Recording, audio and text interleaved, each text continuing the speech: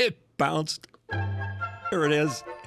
Hi, everybody. It's an immediate glitch as soon as I come into the show.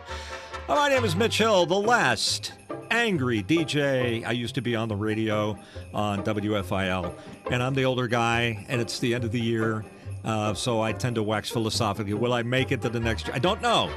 But the guy that has all the answers, that knows exactly what's happening, is Mr. Alex Knight. Alex, how are you, sir? Oh, I'm doing excellent, Mitch. I'm still recovering from the Christmas holiday break, and we have New Year's coming up here, but I'm doing okay so far. For episode 44, it's good to be back for Broadcast Boffins. This is the show where we interview luminaries in the broadcast world. We talk all about the broadcast world, including technology and what it needs to do to survive over the next decade or so, but it's not always negative. We do try to keep positive here as well on the show, but this is a show where I like to think it intersects new media and old media. So we also talk about podcasts as well. And we talked with new content creators. Actually, a few episodes back, we had Jeffrey Powers from Geekazine. That was a good one as well. So it's always good to get some younger faces on the show and talk about what they're doing and what they're working on. And it's a good point, because the real essence, the je ne sais quoi of this show is the fact that the old guy, I guess that's me, and the young guy, that's you, Alex, are on here, and we get to contrast our opinions. And somewhere in the middle, I guess Mark is in there somewhere. Mark, you consider yourself to be somewhere in between the two of them? I'm 70. You got to be like, what, 40 or 29 again? I'm 29 again and again. Okay, good. He's 29. That's Mark Giuliani, ladies and gentlemen. He's our hyper local. Now, I don't know if that means that he's local and hyper, or just hyperly local. I don't understand the two. They're all together. Time of day. But this is our New Year's show, because New Year's is coming up. We'll soon be writing 2025, hopefully on our checks when we write them. That's usually when I can tell the year's changed, that I'm forgetting and crossing off 24 and putting 25 when I write a check out. But I thought it would be kind of interesting to talk about things that have passed over the past year that are significant. And as Alex rightfully points out, let's not make it all negative stuff. Let's say that there's some positive things there to be said. Mitch is still alive and breathing. There's a little positive something. Maybe he will be, or maybe he won't be next year. Who knows? Once you reach 70, I think it's all over. So we'll talk about good and bad stuff that has transpired, primarily in the broadcasting industry or the media industry in general, but we'll stretch that a little bit to also include what's going on with streaming media services. And as always, if you have questions that you would like to pose, or a comment, because it could be one and the same, or one thing or another, thought-provoking comments are appreciated. You could do it via Mukana, or you can. Is that somebody talking? I hear somebody making sounds, and I'm not pushing the buttons this time. Anyhow, we're able to get to those questions and comments and discuss them at length. So we've done. We're up to 44 shows now, which is almost a year's worth of shows. So I guess that means we started, what, in March of 2024? I think that's actually accurate. We started in March of this year. And by the way, I actually almost forgot to thank Boink Software, Oliver Breidenbach in particular from Boink Software, for helping us out with Memo Live. Memo Live is the software that powers this entire show, and we couldn't do it without him. So thank you. Yeah, we would be just a blank screen here with maybe somebody talking. And, I'll do anything to get my picture off the screen. If I can, just continue to show like this, so you don't have to look at my gobbler chin, that would work really well for me. But anyhow, that's great, and I do appreciate that. And I also appreciate the combined efforts of our producer, Alexander Knight, Mark Giuliani, who's our Mukana expert, which is how you get your questions in. And also, Mark is sort of our guinea pig, because he's the guy that runs a hyper-local radio station. We think a lot of things are going that way in the broadcasting industry. Time will tell.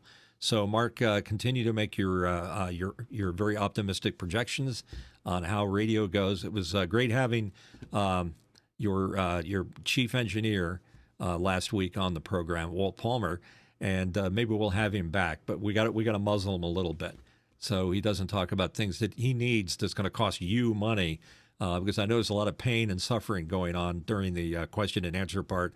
When he said, "Well, now would be a good time to get a new Nautel transmitter because that Harris air whatever it is getting funky and eventually won't be able to broadcast anymore." So we'll talk about transmitters and things like that.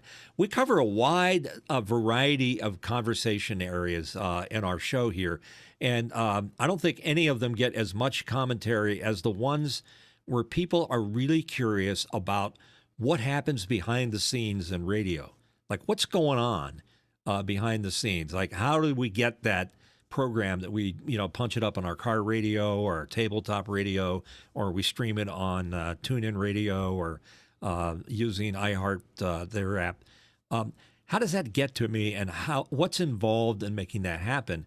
And the interesting thing is, and this is a part of the ongoing what things have happened to broadcasting over the last year, is that I think that 99.9% of the radio stations that you tune in or listen to are run by a computer, and maybe not in real time.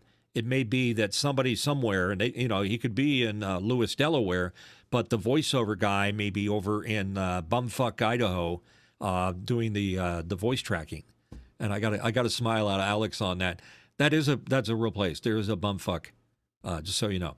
And so radio now is like spread out all over the place. You could be anywhere in the world and be a personality on any radio station anywhere. In fact, some of the people that do that, and I've had people come after me and say, "Hey, you'd be really great doing the voiceover." And I said, "Great. What does that pay?"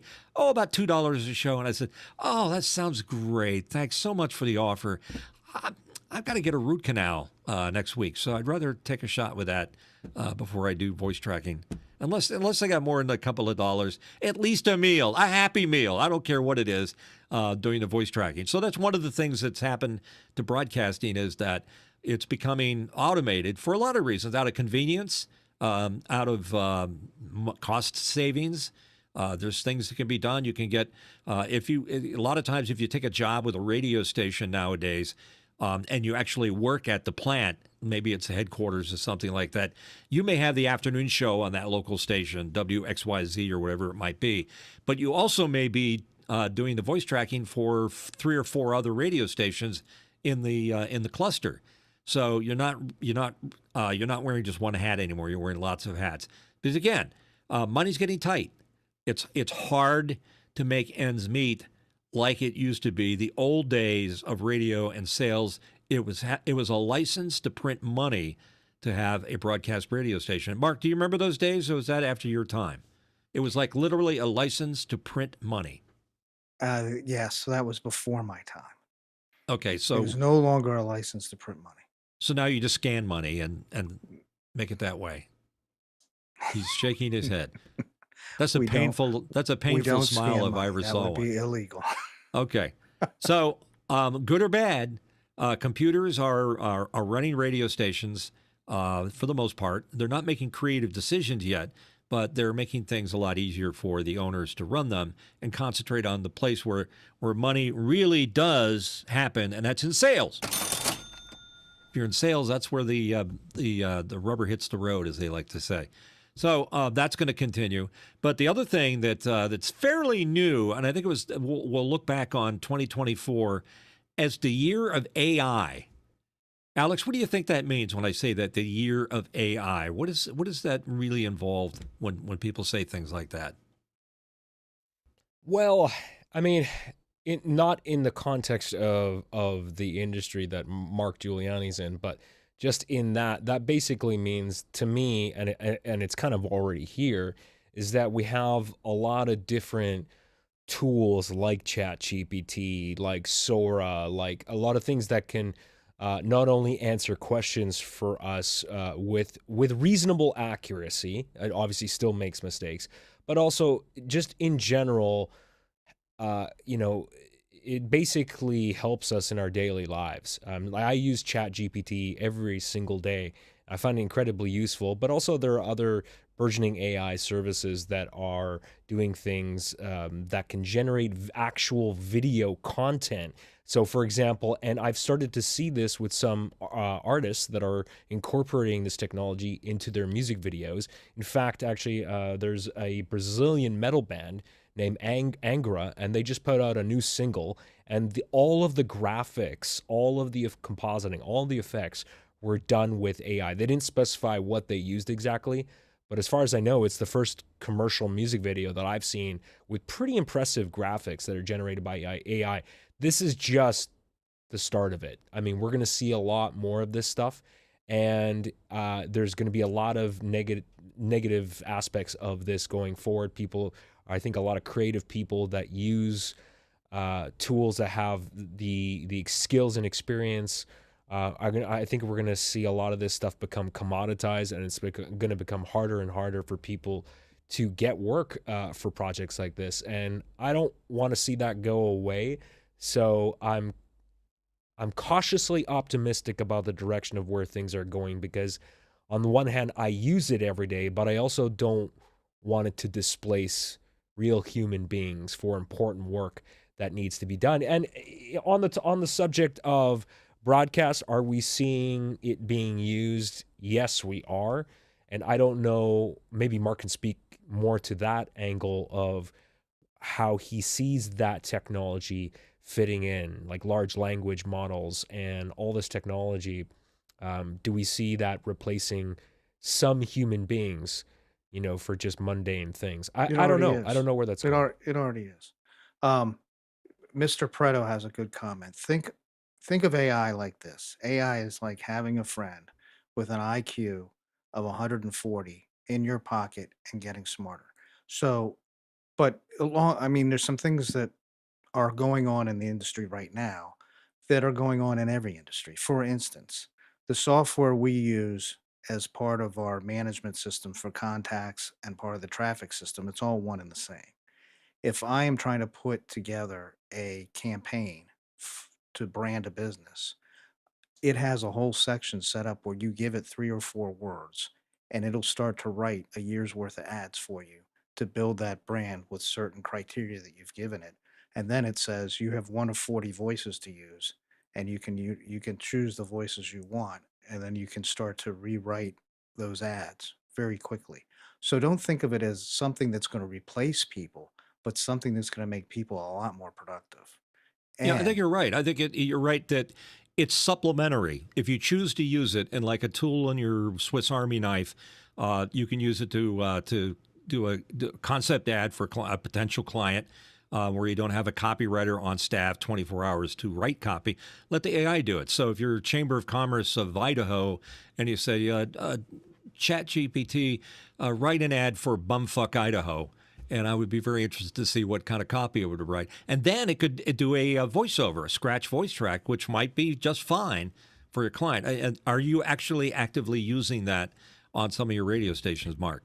well, we're experimenting with it, but some of the things that it can do are pretty amazing. So let's say you have a series of agreements with different news organizations to bring you your news service, like most radio stations do. If you have RSS feeds, the system we have will automatically voice those RSS feeds and put them out over however you want to use them. If you want to put them into your automation system, it'll put them into the automation system. So it is making things more productive so that the people that are doing those things don't necessarily go away. They just in their ability to do a better job is there. And you're not necessarily firing people because of that capability exists. You're making them No. more effective.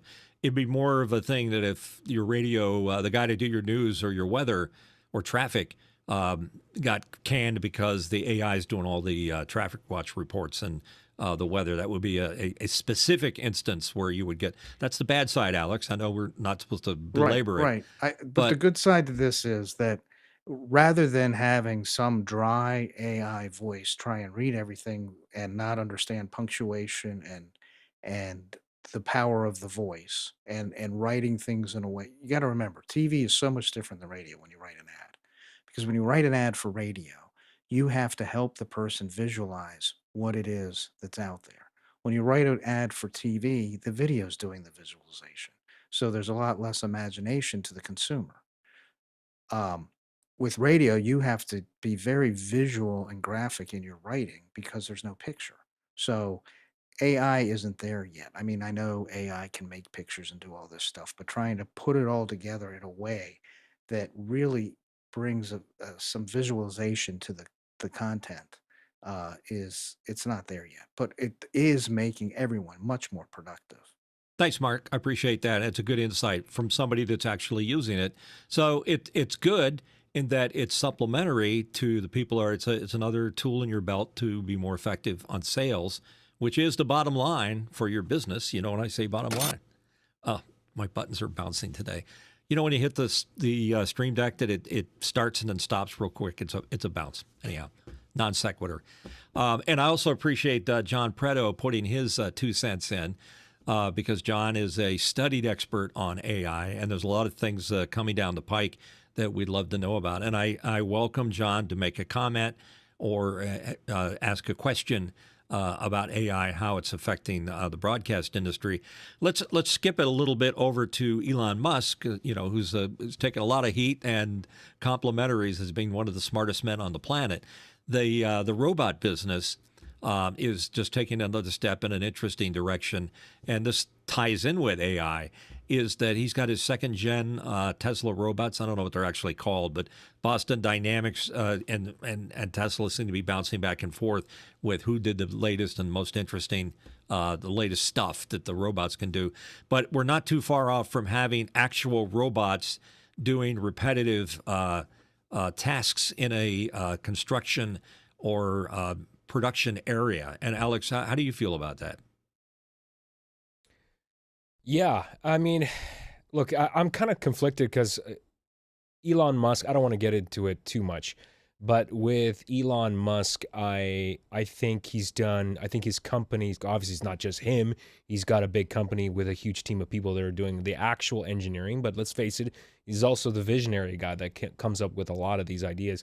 I think he has brought to market a lot of stuff that has become incredibly useful and beneficial to society, obviously starting with the electric car, and SpaceX is doing incredibly well and doing some amazing things. I just watched some of the videos of how a rocket can just park itself and land perfectly. So obviously he's doing some amazing stuff in the private sector, but also there's some stuff personally that bothers me. The whole robotics stuff, I don't know. I mean, I think it may be useful. We've all seen all the science fiction movies where somebody has a robot in their home and it's helping them out, stuff like that. Maybe it's the babysitter. Maybe it's it's babysitting your kids while you go out and have a great time with your significant other. I don't know. I mean, that would be useful, but I don't think we're going to see anything like that in the next 10 or 20 years. I think it's going to be a while before we see a truly autonomous robot that can do a lot of the tasks that human beings can do. It's not if, it's when. It's going to happen. And as many jobs as we can think to give AI or robotics, we'll probably do that. And for those that are fearful that the robots are going to make an independent decision and take over everything, radio, media, production, whatever, it's not going to happen unless we tell them to do it. And there's a very good chance that eventually there'll be jobs that humans just don't want to do anymore because they're repetitive. Screwing the caps on toothpaste bottles, maybe that's not something that we already use robots to build cars. Come on. They just don't look like people dancing around and, doing push-ups and things like that. So I don't want to make this whole show about AI, but it's an interesting impact, and it's tangential. That's one of your favorite words, Alex, you use about our show. It's certainly had some positive effects on the broadcasting industry and maybe life in general that affects the bottom line at different companies. And here's the thing. This is another subject that is potentially negative. But in the world of broadcasting, where there's all that consolidation and many, many, many radio stations owned by a very few, like 5 different companies, a lot of things are being done and decisions are being made to enhance their bottom line. Now, they have the right in a capitalist society to make decisions that will affect their bottom line and make them more profitable. They have a fiduciary responsibility to their stockholders. Do you like how I slipped that in there? To make those decisions. This is also the year 2024 where a lot of the big boys started making decisions that affected the lives of individuals, like our good friend Andre Gardner, who we've had on this show. He was the top guy in Philadelphia at Classic Rock WMGK, and he even had a renewal of his contract, and boom, he was let go. And you got to scratch your head and say, why the hell did they do that? It's not because people are malicious necessarily. They're making very competitive and complicated decisions to keep the company solvent. And I'm not necessarily trying to defend the companies that own them, but I am defending the circumstances which allow that to happen. So my advice to anybody that is getting into broadcasting or is in broadcasting, that if you are the top guy on your radio station with the top salary, watch your ass, because you're the next one to go, because that's the world we live in right now, particularly since 2024. A mediocre person that's getting a medium salary, maybe a minimum wage, that does an okay job, that's somebody that's going to be able to keep a job, particularly if they wear a lot of hats. Now, Mark, if you're hiring somebody, don't you want somebody that can multitask and be an engineer one minute and a copywriter and doing production the next? Doesn't it make sense to hire somebody that can do all of the things rather than one spectacular shining star that may hit your bottom line a little bit? In my particular case, I would prefer to hire someone that has a passion about the industry, because then they'll want to learn all the different types of things or tasks that have to be done, and they'll want to do them well. So to me, it's about someone's passion for the industry, and that's in all the small businesses I run. Do people have a passion because they're new to it, or do they have a passion because they're in it and they've been at it for a while? Like Walt was on. I don't think, yeah, I don't think it matters the time that they've been in the industry. I think, you've got young people just out of school that are passionate about it. You've got people that have been doing it for 20, 30, 40 years that are passionate about it. It's that passion that makes them want to do their best. Alex, would you recommend to somebody to seek a career in broadcasting right now under these circumstances? I wouldn't want to discourage if someone's super passionate about it. I mean, I wasn't.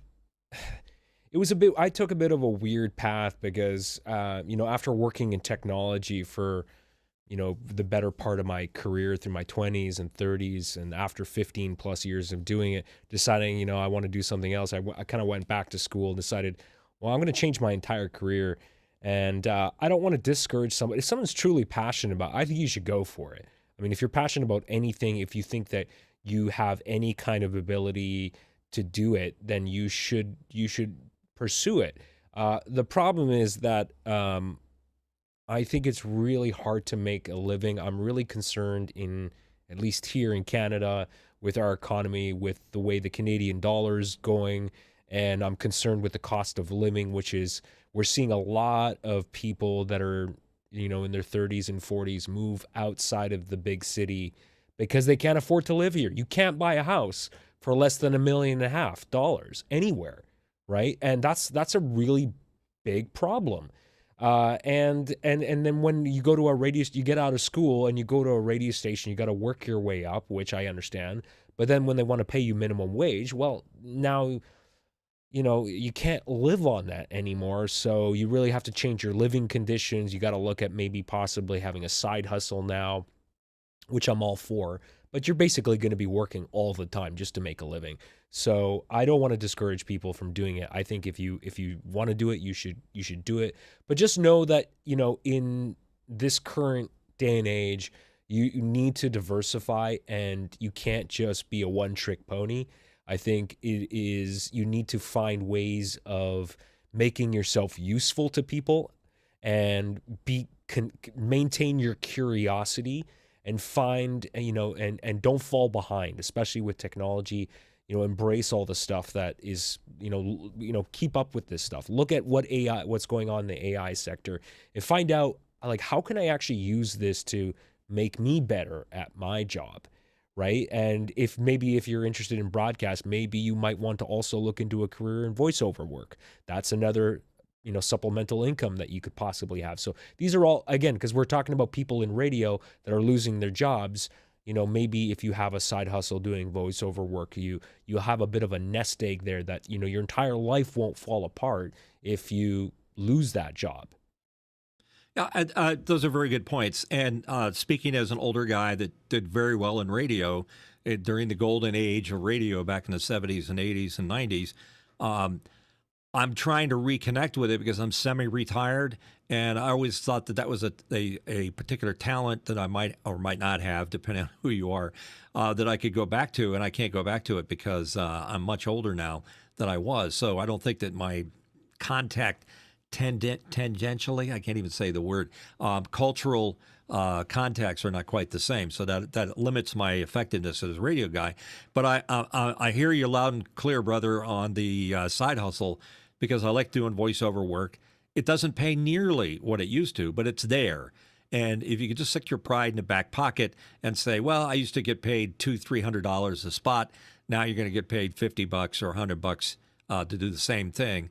In a world where everything gets more expensive, I went and had a hamburger the other day. It was like almost $25 at a hamburger joint. It wasn't McDonald's, but it was a good hamburger. But anyhow, the point I'm trying to make is that cost of living are going up and the value for your services are going down. It's tough to make ends meet. So side hustle, yeah. What are some of those side hustles you recommend? I'm thinking learn to type. Anything. Learn to type. Be good at typing. Learn IT. Learn to use your voice and your acts.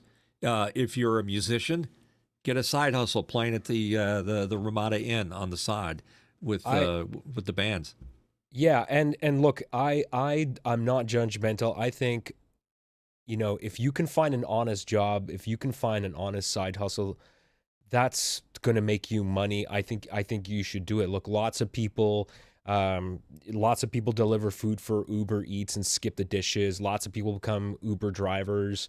There's lots of different things you can do. In fact, and I'm always inspired by Arnold Schwarzenegger. I was just watching a recent interview with him, learning a little bit more about his life. I haven't actually read his book yet, which is something I want to do. But he has like the perfect immigrant story, coming from another country, coming to America with these aspirations and goals about being Mr. Olympia and bodybuilding and becoming the best bodybuilder in the world and all that sort of stuff. But while he was trying to do that, he was doing other jobs, finding ways to make money. He found somebody that knew how to do.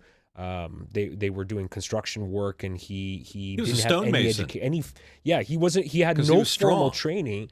He just learned how to do it, and then they found a business that worked, and they were making considerable income back then. This is in the 70s. So, don't be. That's another thing too. I think I have a side hustle. I think some people are just kind of, I don't know if it's fear or what, but some people just don't want to be able to sacrifice their free time, their quote unquote fun time on the weekend to do extra jobs. And, sometimes you just have to do that in order to survive. Well, you just brought up a really good point, and that's the point of entitlement. Is a lot of people feel they're entitled to have X number of hours of free time on a daily basis and not have to work so hard, making big salaries. That entitlement is a myth. I'm here to tell you, as an older guy, it's like, when I was a young guy, the kind of stories. But that's a problem with younger folks today, millennials, is that they feel they're entitled to a certain level of income for a certain job that they have to do. It's affecting everybody. It's not singling millennials out. It's not even singling boomers out like me. Although I have had some turnaways, because as soon as I tell them I'm 70 years old, they're like, oh, what could you possibly do except direct people at the entrance at Walmart's? I could do a lot more than that. By the way, I'd have a hard time doing that because I'd have to get into fights with a few people, and it would be but I think you're speaking to another bigger issue, which drives me crazy, is ageism. And people have these ideas and expectations of what somebody should be doing or at a certain age. And it drives me crazy that, it used to be that we respected our elders, and we respected the fact that they at a certain age, you have amassed a lot of skills and experience and wisdom. And now that it seems like people have just thrown that away, and they look at older people as just useless, that they can't contribute to society, which is just ridiculous. Well, thanks for saying that, pal. You're my brother from another mother. I could go back on the radio, and I could do pretty much what I did when I was in my 20s. the same way now and almost sound the same. Culturally, I'd be a little off on a few things, but maybe that brings a little extra secret sauce to the whole thing. So the idea is that your shelf life in the media industry may be limited, and maybe that's another one of those things that are affecting things here in 2024 while it lasts, that your shelf life isn't what it used to be. It should be longer. So that kind of ties in with your ageism comment, and thank you for standing up for us older boomers that are out there. It's really, when I got into radio, I was a young guy. I was like younger than I deserved to be. And most of the time I got critiques that, oh, you're way too young to be working. When I worked at WFIL, one of the top stations in the country, I was 19 years old. And I got a lot of grief from people saying, 19, isn't that a little young to be doing nights at WFIL, a top tier radio station in the country? To me, it was like, yeah, I guess so. I don't know. I mean, I'm just doing the best I can. And when I got fired from there because they were changing their format, there's a number of different reasons. I'm sure I didn't want the job well enough to fight for it. It was a point in time where I decided maybe radio's not for me. Maybe I need to go into something related to radio. And that's when I got into production, audio, video, and that's been something that supported me up until fairly recently. So those are a couple of the things that are affecting the industry. The other is that podcasting as a general had its day prior to 2024, maybe a little bit into 2024, starting to show some rough edges. Ask anybody, unless you're like the top tier Mr. Beast or Joe Rogan or whoever else, they're having their share of problems too, because we've talked about this too, about the metadata that they're able to collect. The advertisers are now saying, I don't know if we're spending our money well, because that's the other world we live in too, is how do we justify what we do spend and what we do? Did I just say do? Oh, good. They say do on the radio. And maybe we are spending too much money. So there's a falling off of that too. And the other thing is that things in general, I think as well as the economy is going, it's not going as well as we think it is. And I can tell you that only as somebody that's out there beating the streets for work, the economy is okay, but it's not as strong or as optimistic or passionate as it used to be to help people out. So you have to work a lot harder to get a given job with the side hustles and things that we were just talking about.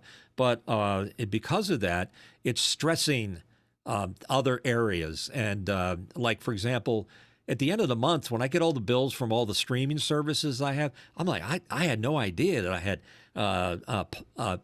what is it? Prime and Disney Plus, and all of these services. Yeah, you got I'm Netflix, spending like $200. HBO Max, and then what's up with that? I'm like, I got to stop that. But there's another here's what one. Here's where they get you, Alex. I'm going to drop my Disney because it's been a long time since I've seen something like Mandalorian or something else that I like. I did see the Doctor Who Christmas special. By the way, you should watch it. It's fun. But anyhow, the point I'm trying to make is they don't make it easy for you to find where you can stop using the service. It's not like you get a list of things and check your opt out here, boom, like that. It's not that at all. You got to go digging to find out where I can get out from under the. So you end up letting it go another month because you're just too tired of trying to find a way to get out of doing that. I think that's the world we live in. We have to be smarter on how we spend our money and how we do what we do. And that's affecting everything. It is. And on the subject of money, because I want to go back to what you were saying about podcasts, the one thing that I find very interesting is, and some of the top rated podcasts right now, if you just look at Apple's podcast directory, are still a lot of true crime shows.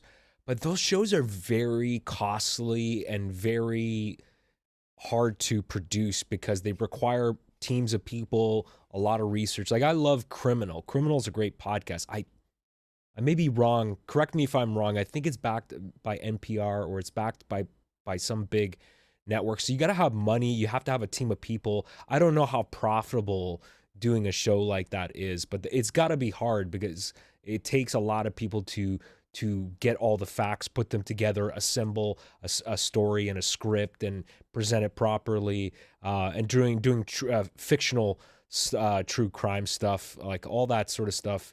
You got to find actors for it, and it's expensive to do it. So I don't know how profitable it is. And I think YouTube is just eating everybody's lunch. I think the people that are the top content creators on YouTube are just obliterating anything that is going on in the podcast world. I know we like to call this show a podcast in general. It's become a very broad term, but podcasts are traditionally an RSS feed. That's audio. That's not YouTube. YouTube's a YouTube show. It's a totally different thing. But yeah, YouTube is just eating everybody's lunch right now. Evolution, my friend, evolution. Mark, how about some questions? We got some coming in from Makana. Yes, we do. Laura Thompson from Texas. With new media, how do you know who to trust and how to validate the facts? And in some comments, she's basically saying, back in the day, Dan Rather was trusted. And today, there's a lot of back and forth every time there's a news story out. Well, Alex touched on that when he, and you did too, Mark, when we touched on generative video AI creating things that we just know don't exist in the real world. How can you trust the videos that you see on the internet? And the answer to that, you can't. I just saw a video the other day. It's a cool bluesy guitar song with Donald Trump and Joe what's his face, and they're playing, and a bunch of politicos, and they're partying and playing, and it looks like they're having a good old time. Well, that obviously is not real, but everything the AI generates always has this little tiny. I'm not convinced that that's real. I don't know if you guys notice this too. And I'm thinking that maybe, to answer Laura's question, there should be a service where maybe it's a little meter at the bottom that says real or not so real, and it just changes depending upon the criteria that another AI could look at and say, well, we think that's about 70% real or 50% real or 20% real. But we need that reference because otherwise we have to leave it up to us to decide whether what we're looking at is an actual fact. I mean, everybody believes the internet is 100% the gospel. Well, it isn't, but that's the way it goes. So I commend the question coming out, and I'd love to be the guy that invents that magical monitor or meter that says this may or may not be real. Watch out. And in the meantime, my eye kind of, because I'm a video production guy, I look at it. It looks a little plasticky, or the movements aren't quite right, or they've obviously stuck somebody's head on another one. I mean, varying degrees of convincingness going on here. So, yeah, it's going to be an issue. How far down the line can we trust what we're seeing, Mark? So, what's interesting about Laura's question is that when you go back before the digital age, before the internet, there weren't that many avenues for people to communicate publicly. Unless you had a radio station or a television station and the millions of dollars it takes to operate those, you didn't get to have a say in the matter publicly. Now, with the digital age, we've brought everybody has the opportunity to say what they believe about those comments. So it creates a lot of, well, I believe that, I don't believe that. There's a lot of room there to really discuss things in a much deeper level. That's a real good point. Alex, you have something you want to add to that? No, I think Mark hit it right on, hit the nail on the proverbial head, as they say, with that. Do you think he actually hit a nail on the head? I mean, did he have a hammer? It's a metaphor, Mitch. Come on. See, metaphors, you can't trust them.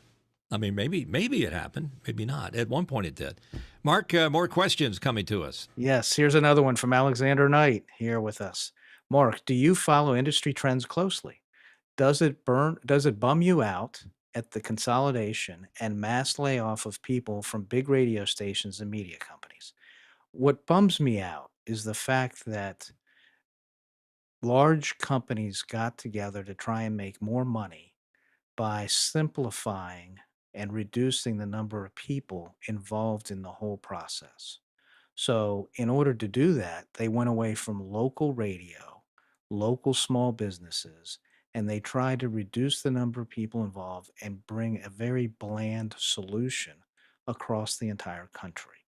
So that's what bums me out because now they are in a position where it's not working and people are getting laid off. People that have families, people that got to bring incomes home are getting laid off when, had it just been left alone and had the marketplace be allowed to work in a way that promoted small business, that promoted the branding of businesses, there'd be a lot more people employed in the industry. Yeah, that's an excellent point because that's happening. And you can't say that a big company doesn't have a right to be financially feasible or successful.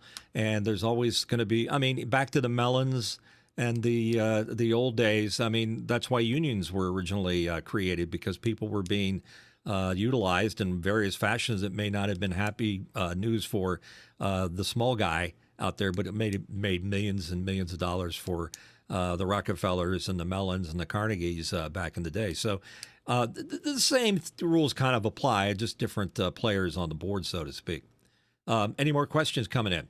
No, no, but to continue on that particular question, this is happening in multiple industries. Think of the airline industry and when it went through when the federal government took away all of the regulations that were in there and deregulated the airlines. The same thing happened at the same time to the radio industry, and it's just taking a longer time for broadcast to work this out. And then the other thing that ties in with our theme here of 2024, the year of what is in broadcasting and media and streaming and all that, and IT and all that. Where is this all going? Can anybody look in a crystal ball now and see where are we headed with all of this? Alex, I'm going to come to you first because it seems like something's beginning to. I'm looking at my crystal ball and it's no longer milky. I'm beginning to see, aha, that's what the next thing is. You have any predictions?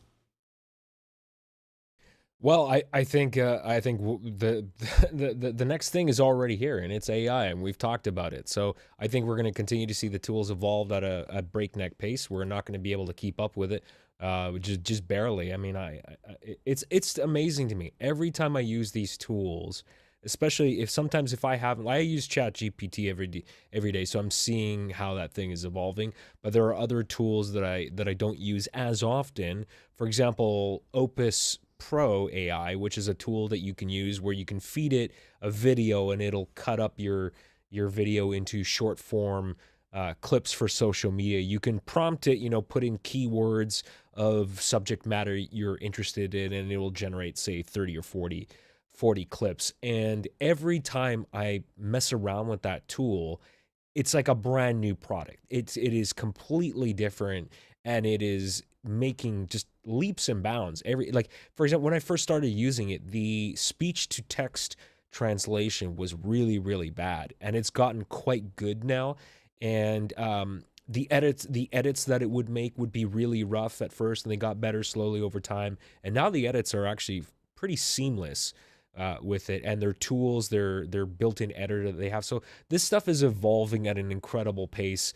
The one thing that I think is hype right now, I will say, is when I hear people that have money that are backing these tools say, AGI, artificial general intelligence, we're going to have that within the next 2 years. BS. That is, I think we're so far away from artificial general intelligence.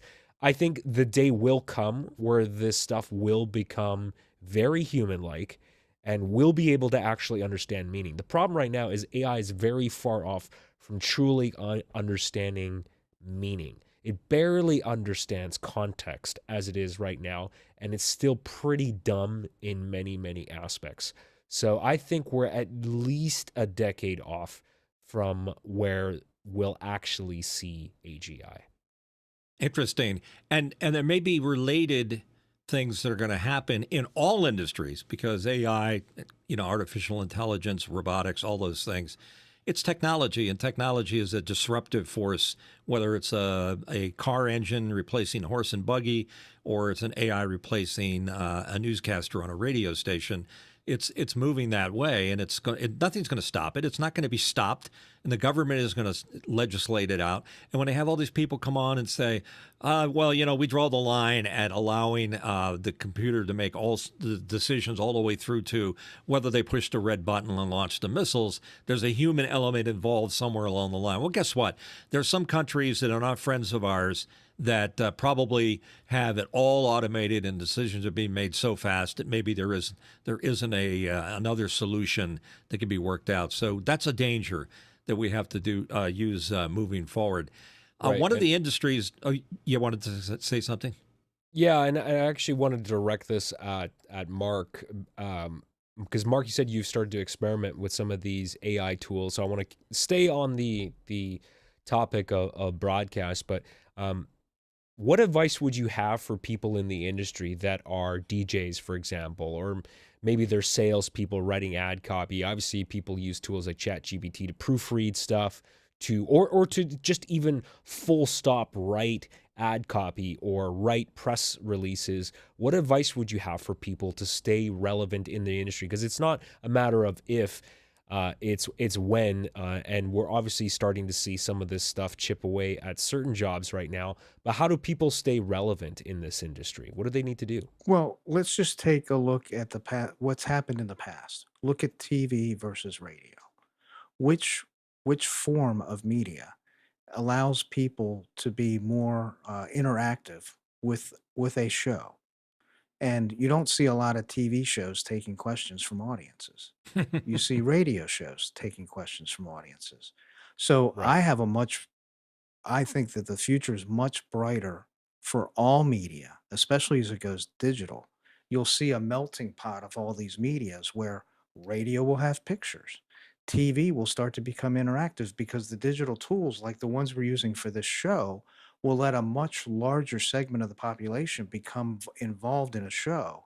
And in our little station, we have listeners call who used to live in the area or come in the area in the summers, calling in from Washington, Philadelphia, Florida.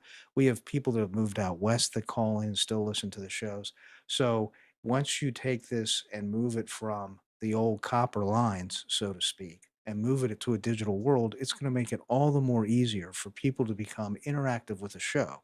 So my advice to people in the industry is figure out how to make your show interactive. Right. And to touch a little bit more on the previous questions that came up, one thing was, what do you do for a side hustle? If you're involved in a TV station or a radio station, the best thing for you to do if you're in front of the camera or the microphone is to also be in sales. It's going to put more money in your pocket and it's really going to enhance the station's visibility because people want to partake in conversations with those people that are on air. They wanna meet those people, they wanna be a part of them, they wanna say, "Oh, I know that person." And so when those people get out into the sales, it's really powerful. That's I, a I'm that's a glad that good I'm glad that you brought that's a that good up. that's a good point that you brought up, Mark. Because here's the deal: when I did mornings in the '90s at a local radio station, I didn't. When I got done at 10 o'clock or 9 o'clock, whatever time I got done, I went with the sales guys to make a pitch to a client as the morning guy. I was representing myself as the morning guy, and I looked forward to doing endorsements like the newspaper, the local newspaper, back when it was more of an issue. I did stuff for them every day. I got a fair chunk of change when every day I'd be on talking, and instead of just running an ad for them, I just started talking about what's on the front page in the newspaper, and people really responded to that. But the more I got involved in what was going on in sales, because I understood the significance of what was going on, that I think I was a better performer for the radio station, and I didn't do so bad on the side. So it was a side hustle. So if you're in radio right now and you happen to be watching the show, do what you can. Make friends in the sales department. They're not the sales weasels you think they are. They're the people that are responsible for the bottom line and signing your checks. Because without them, you don't have a job. So there you go. Alex, I'm sorry I interrupted you when you were talking. Mark, you obviously are an independent radio station owner, and you've talked about in the past on previous episodes about you've obviously jumped on new technology and you've incorporated. You talked about incorporating, Q&A into your shows, and do you think anyone in broadcast, and obviously you have learned this lesson, but do you think anyone in broadcast is looking at what is going on platforms like YouTube and looking at what people are doing there? Do you think they take any of that seriously? Because obviously you've taken a page from what more modern shows are doing on YouTube for your industry. Do you think they take that stuff seriously at all? I hope not. No, I think in all honesty, the I've heard it said here before that radio stuck in the '80s, and much of that is true because there's a lot of people that have been in the industry for a long time, and it's hard to get them to think outside the box. But once they start to think outside the box, it opens up a whole new world of opportunities. Okay.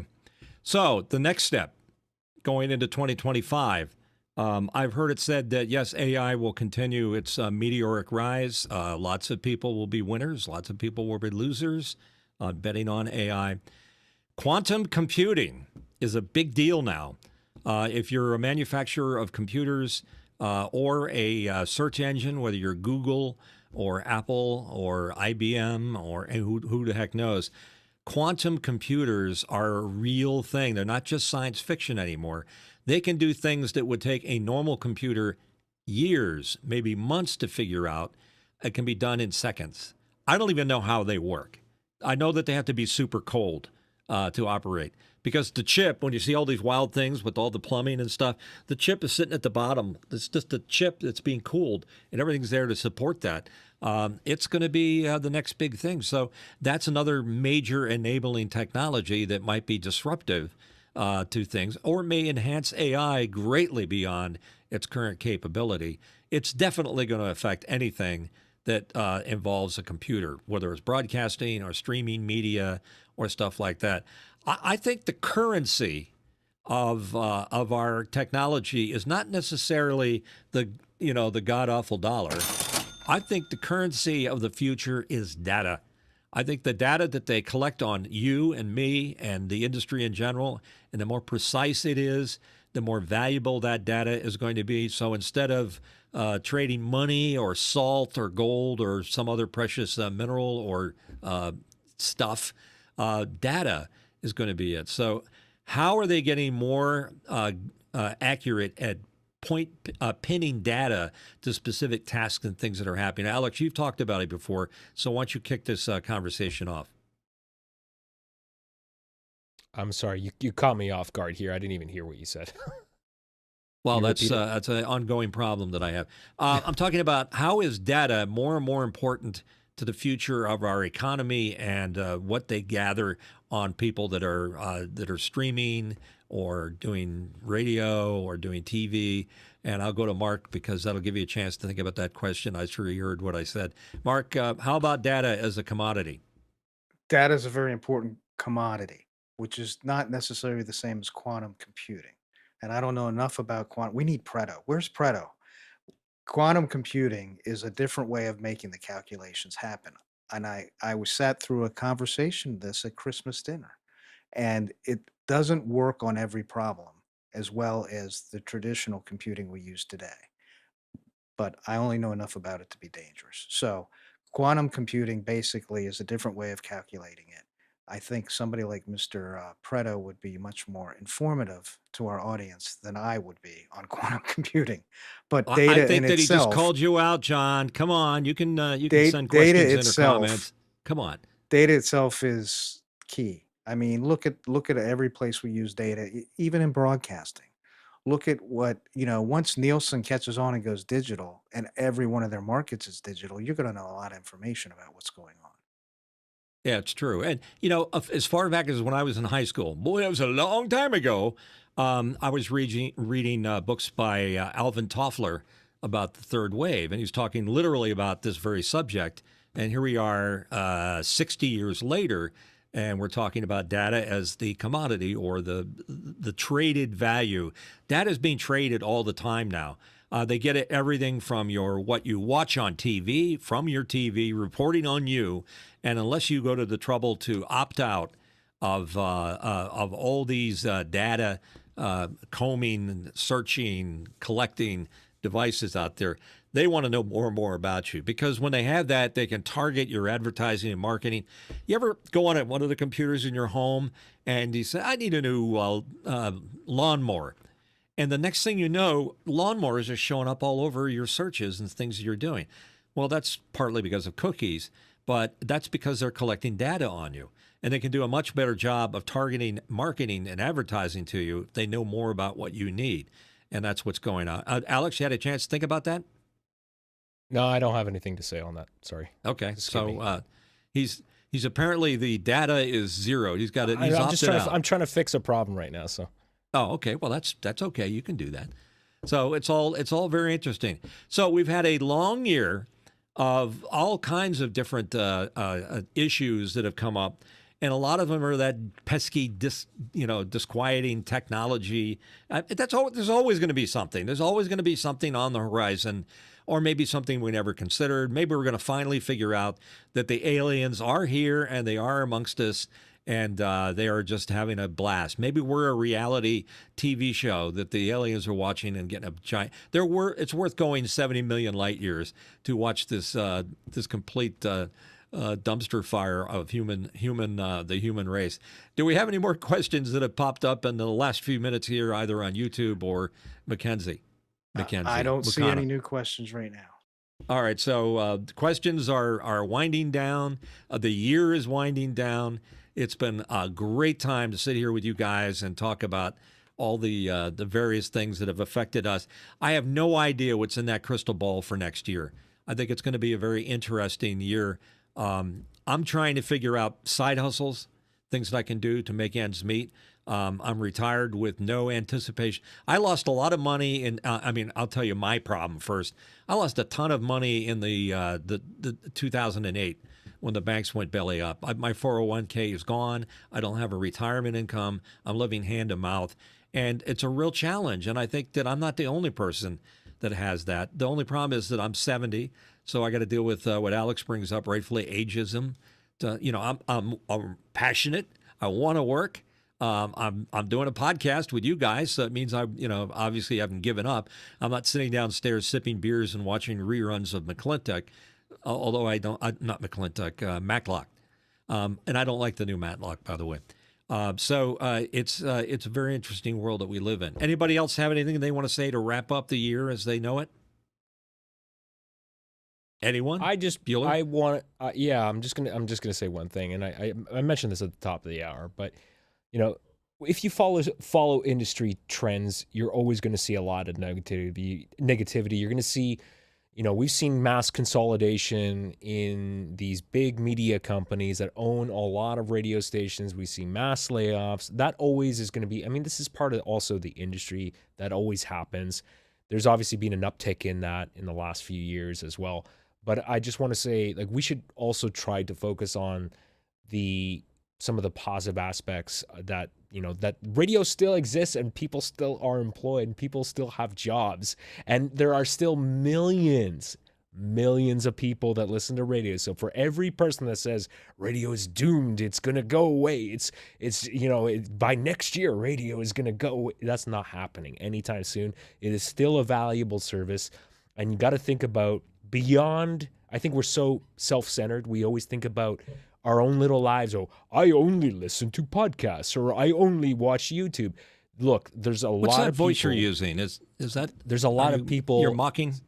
Yeah, exactly. Okay. There's a lot of people that don't watch YouTube, that don't listen to podcasts, that are in underserved markets. Maybe they're in a rural area where they don't have a lot of bandwidth. And so listening to radio is still a very viable and important thing for them, because that's how they get a lot of information, and it's just part of their daily lives. So it is still a valuable service. It will continue to be, and I think we should always find positive aspects of the industry to continue to focus on. You are correct, sir. Thank you very much. Mark, what do you think? 230 million people listen to radio a week, so it's not going anywhere. I just saw a report from Edison Media Research. I think they call it Eyes and Ears or something. It's got a tricky name I can't recall. And it was showing the statistics with data that they've acquired. It's a company that collects data, folks, so they know what they're talking about. And they were saying that radio is very relevant. It's more relevant than the hubbub of how, the reports of its death are greatly exaggerated, as Mark Twain would say. So there's a lot of statistics out there that show that it's got 80% of the viewership and listenership that's currently being measured out there. So that's a pretty big percentage when you consider that the world of things that we can all listen to and watch and garners our attention has gotten so much bigger than what it used to be. So it's still relevant.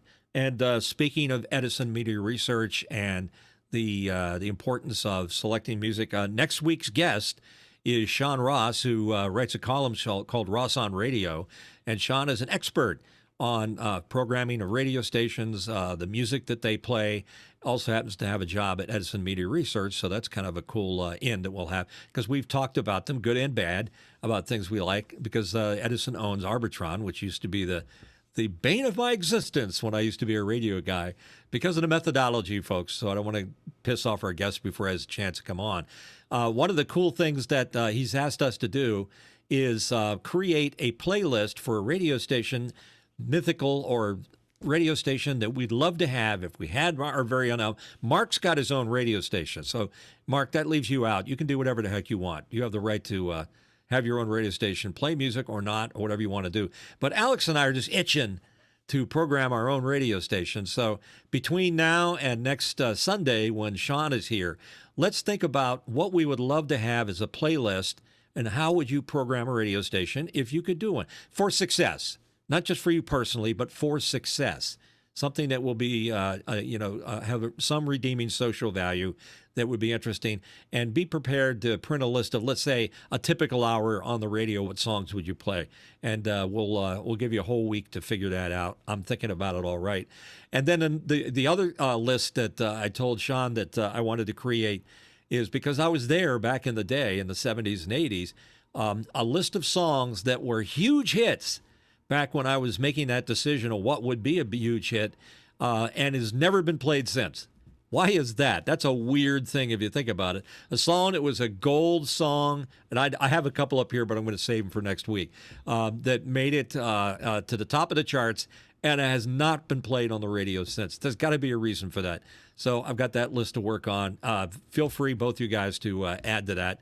Don't Give Up on Me, Baby by David Soul.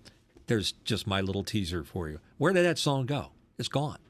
It was like a #1 song in its time.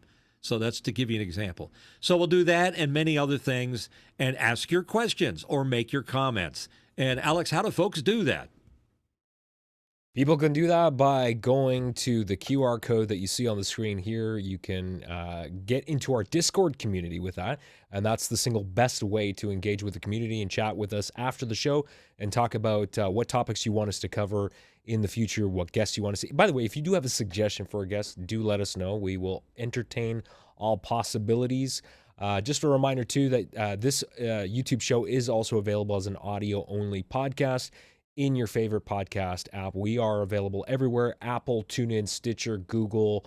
You can ask your Amazon device. I'm not going to say the keyword that'll trigger it on all your devices. You can ask that. We are available everywhere, and you can also send us feedback by email by sending us an email to hello@thelastangrydj.com as well. We're available on social media on all platforms. Just look for us there. And that pretty much wraps it. I will once again thank Boing Software for Mimo Live for making this production possible. And I think that's about it. That was a good episode. Good discussion Alex, today. well stated. You do that like you have a teleprompter in front of you, and you may have one, but I don't think you're reading it. I think you're just gotten to the point where you've done it in 44 episodes. It's up there in computer #1, and you can spit it out however you have to do that. But I just want to compliment you on the improvements you've made as a on-air talent in front of the screen and behind the screen, and it doesn't go unnoticed, and I appreciate it. I also like what you do on office hours. Are you still doing the Wednesday reading and hosting? Yeah, I'm trying to, as much as I have time for it. So Okay. I am definitely reading questions often. I'm on the show. I think I try to be on at least 6 days a week. I can't always do 7 days a week, but yeah, it's like 5 or 6 days a week I'm on the show. I'm really, I'm enjoying it. I have a good time. I learn a lot from the other panelists on that show. So it's been going pretty well. And by the way, I just realized now we've gone through the entire show, and every time Mark has been on the screen, it says his name is Walt Palmer. It's obviously not. He That was my wishes. mistake. I didn't notice this, and it'll be fixed for next time. There you go. Exactly. It's just a test. We're just testing to see if you're paying attention. Appreciate that. And by the way, if you want to see, if most of the people that listen to us are also friends of Office Hours, and they know exactly how to get there and what to do to be able to watch it. But if you're watching and you have no idea, it's officehours.global, and you can watch a live broadcast done every morning at 10 Eastern, and I guess that calculates into what, 8 a.m. I just can't do the math. Sorry, it's too late in the day. And it's a great program. Learned a lot from it. I've been on it before and enjoyed being there. So I wish them the best of luck going into 2024, 2025. Can't even say it. And I wish you best of luck, Mark, Alexander, Laura, who's been working in the background for us. Laura, it's okay if you can do a shout to us right now and say hi. It's always appreciated. She's back there somewhere. There you are. Hi, Laura. Laura's managing Mukana for our questions. And we'd love to have those questions in before our show, but we can't take them until Sunday in the meantime. So write them down, have them on a pen and paper, and when Sunday rolls around, you can go into Mukana and you can put those questions to us, and we'll do our very best to announce. But I think we got some really cool subject matter, those lists of songs. I can't wait to see what Alex's fantasy radio station is all about, or what songs never got out there. I've got a lot of things to apologize for. My radio station's never going to make money because I would go for a very niche market. It would be a heavy metal station. Don't give it away. They got to wait. It's a tease for next week. I'm just going to leave it there, but I've got some ideas. So what Alex is going to do is he's going to do something just for himself as opposed to be successful in the world of broadcasting, which was the first rule we learned when we were in college is don't do the college radio station route. Do the top 40 route. Do the popularity. So whatever you decide to do, Alex, I'm sure it'll be enlightening. And we'll have Sean here from Ross on Radio to comment on that. So thank you. This is the waning moments. Yesterday I said waning moments of 2024. We're headed into 2025. We'll see you then. Thanks so much for being here.